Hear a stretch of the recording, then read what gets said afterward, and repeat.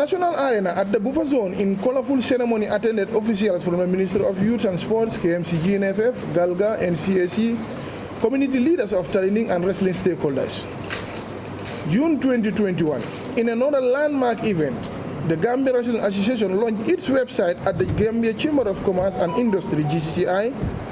attended by the officials of the National Sports Council, GCCI, GNFF, and NCAC wrestling stakeholders, and Mr. Chris Adenayo. Following the completion, his second visit, Mr. Adenayo expressed satisfaction with the performance of the GWA implementation team. Meanwhile, the team have since then submitted all its activity and financial dealings to the lead partner GCCI, and we were awaiting the start of the final phase of the project, which includes construction of arenas, amongst others. We expect works to commence soon. Constraints. Lack of subvention. The lack of subventions continue to be one of the most major problems hampering the development of wrestling, as the incomes generated from selling of licenses are not sufficient for our activities. 2. Affiliation to the United World Wrestling. After coming into office, we made a debt which has since increased. We wrote to several letters to NSC and GNOC, leading to GNOC paying 2,000 Swiss francs. There is still a debt of more than 7,853 Swiss francs owed to the United World Wrestling. Lack of wrestling arenas. The lack of our own wrestling arenas continue to be another problem. Promoters rally on football fields to organize their events. Plans for the 2021 session. The GWA will continue to engage National Sports Council and approach the Ministry of Basic and Secondary Education to incorporate wrestling into the May Day mass sports. Workers Day, inter-school sports and physical education studies. We are looking forward to organize an under-19 wrestling championship. The GWA will continue its quest to organize another national wrestling championship. Presidential flag. Under the EU project, there will capacity building programs organized for stakeholders and validation workshops in the Greater Banjul area. Various of stakeholders, exco, wrestlers, promoters, coaches, managers, and referees will be trained by experts from the Gambia and other countries. The construction of wrestling venues across the country under the EU project, the GWA again reaching to the GNOC and will continue to engage the Ministry of Youth and Sport through the National Sports Council for the payments of debts owed to the United World Wrestling to enable our wrestlers to take part in events organized by the body and benefit others as others in their activities. Plans are on the way to introduce for the first time an inter-club wrestling competition featuring upcoming wrestlers within the affiliated clubs. We will continue our engagement with our counterparts, CNZ, to finally sign and have a functional MOU. Finally, Executive wants to thank Ministry of Youth and Sports, National Sports Council, National Center for Arts and Culture, Ministry of Interior, Security, PIU, and Martial Arts Security, Red Cross, all stakeholders, esteemed wrestlers, promoters, managers, coaches, club presidents, our various committees, organizing committee, medical committee, technical committee, appeal committee, referees committees, the media, Gauja and Faisal movement, management of Serekunda West and Serekunda East, Sinchu Alaji, Wellingara mini stadiums, and the Independence Stadium, as well as drummers and singers for their roles in making the season a memorable one for all of us. I once again renew my call for all of us as a stakeholder to unite, because this is the only way we can achieve our aims and objectives. Thank you.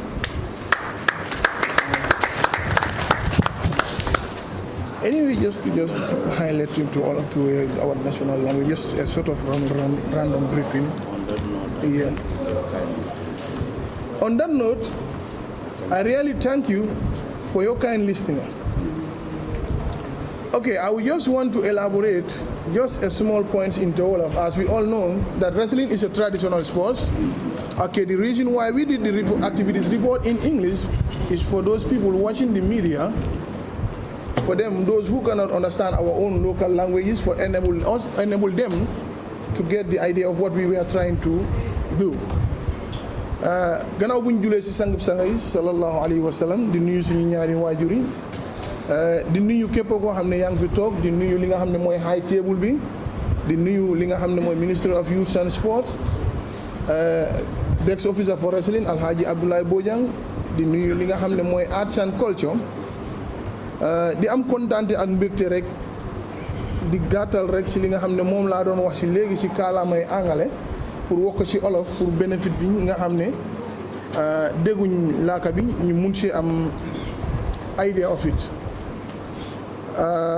ñu ngi leen di gërëm di leen sant di am kontaante ak mbégte bu baax a baax ci seen teewaay di wax ne lii bokk na ci li nga xam ne mandate la boo xam ne GWA bokk na ci seen sarta yi nga xam ne moom lañ war a def moo tax su at bi jotee rek ñu oote pour wane li nga xam ne moom lañ liggéey ndax ñun comme ni ñu ko waxee rek ay servant lañ mooy ay ndaw yoo xam ne lañ office bi ñoo ko seetu bot yéen la ñoo liggéeyal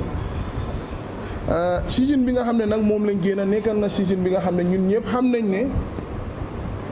nekkoon na season boo xam ne season bu bari jafe-jafe la woon ndax lu ko waraloon mooy pandémique bi nga xam ne ci lañ génn waaye ci ndimbalu bi yàlla ak li nga xam ne ñooy stakeholders yi fexe nañ ba gis ko mu nekk season boo xam ne tey in the history of the executive bokk na ci history bi nga xam ne ci gën a taaru parce que soo xoolee am na ñaar fukki event ak ñeneent yoo xam ne yëpp ay làmba la muy 24 events yoo xam ne yëpp làmba la woon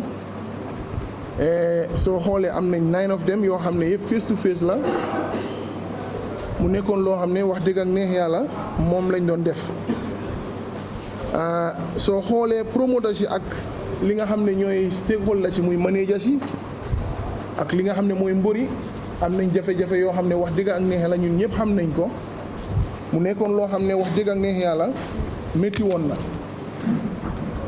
biñ jógee ci loolu ñu ñëw January 2021 ñëpp umpale wuñ ne demoon nañ li nga xam ne mooy congress ñu defee woon ko fii ci weeru décembre 2026 yàlla def ñu faluwaat biñ faloo ba tey nag bokk na ci yi nga xam ne suñ sarta la mooy niñ njëkk def mooy seet ñi nga xam ne mooy regional chairperson si nga xam ne ci ñun lañ bokkat nu ñu leen ooyee waxtaan ak ñoom wéccoo wante ak ñoom xelaat seet ñoom ci seen doxalin ak jafe-jafe yi nga xam ne moom la ñoo am nan la ñoo seet ba gis ne saafara nañ ko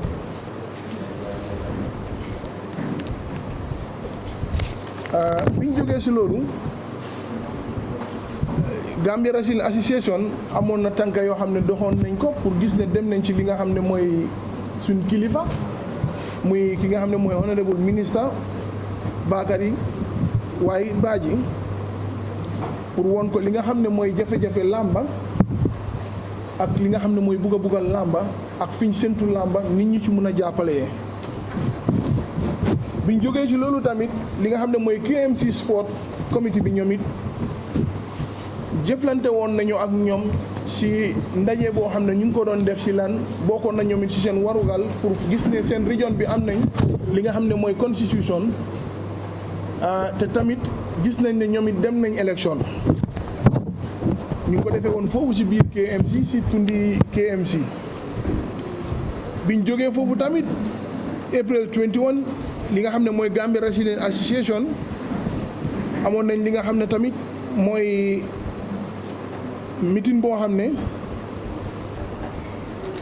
def nañ ko pour gis ne rek jàmm am na ci li nga xam ne mooy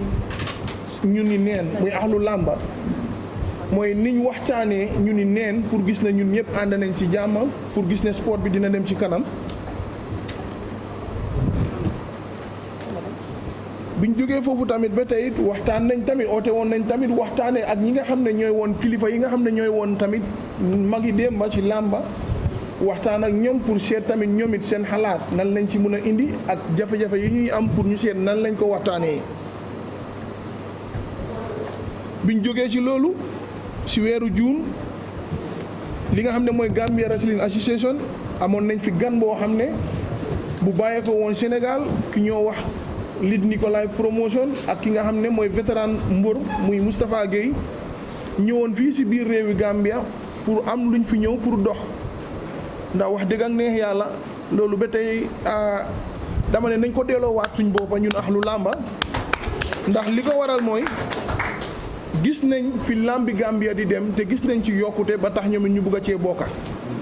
kon loolu dañ koo delloowaat li nga xam ne rek mooy askan gi. GCCI Chambers invite nañ stakeholders yi pour ñu ñëw teewe su fekkoon ne yaa ngi fa woon wala amoon nga fa a delegate or somebody was there wala am na koo xamante ne mu ngi fa woon pour la mënoon a feed information joxoon nañ ok that's fine waaye joxe woon nañ li nga xamante ne mooy updated fan lañ toolu because first phase bi mu ngi doon jeex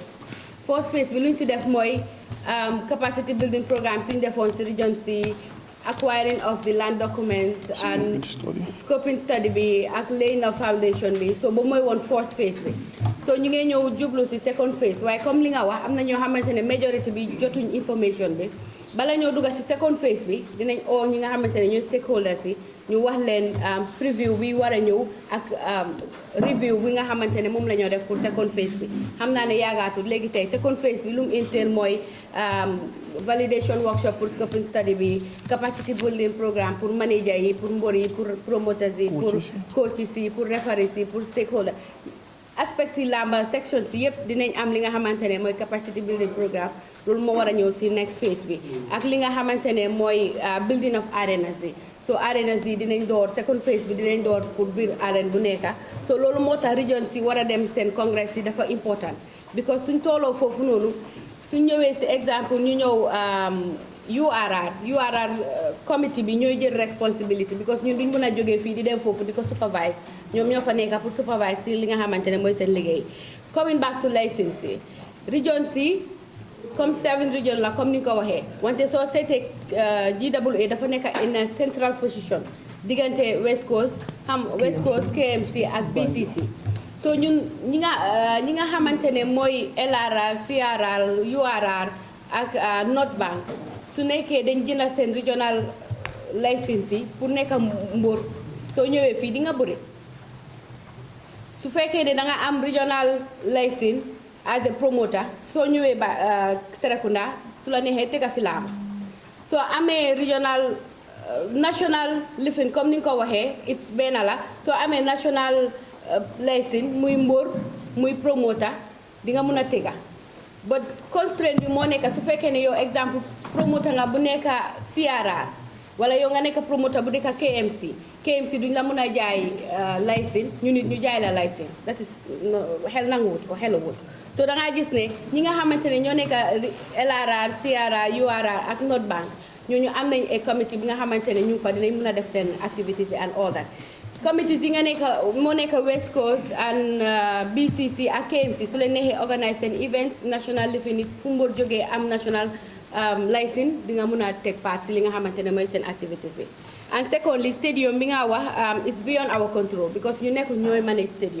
stadium has their own management and they have their own tariffs ak naka lañ ko dee liggéey ñëpp xam nañ ne floodlights si nekk stadium dafa seer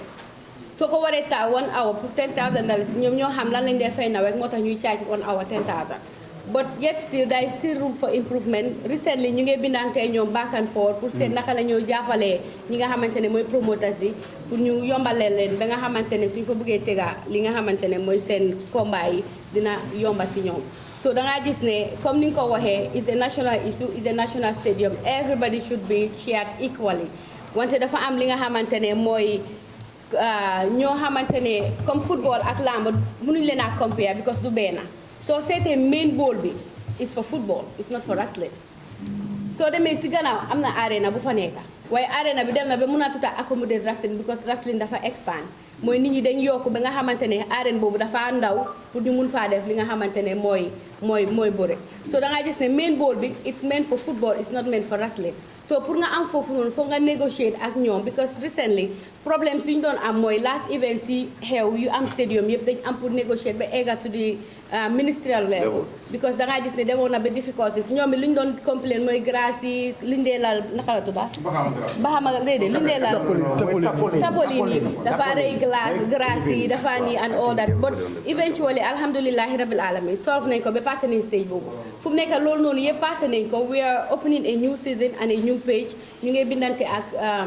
National Stadium Management te yaakaar naa ne hopefully dinañ egga si li nga xamante ne mooy ñun ñëpp suñ interest ñoom it duñ seet seen interest ba lor ñu waaye ñu ne duñ seet suñ interest ba lor leen so fa lañ toll si loolu